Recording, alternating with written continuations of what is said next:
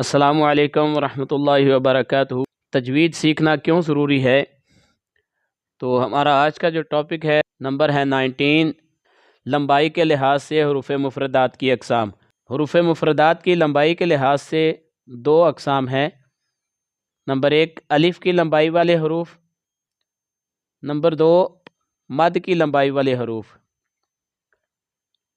الف کی لمبائی والے حروف یہ تعداد میں 12 حروف ہیں: با، تا، ثا، ح، خ، را، ز، ط، ظ، ف، ہ، یا۔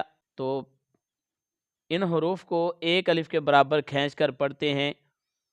اور ایک بات نوٹ فرما لیں، دو حروف الف اور حمزہ کی لمبائی نہیں ہوتی، اس لیے ان اقسام میں ان کو شامل نہیں کیا۔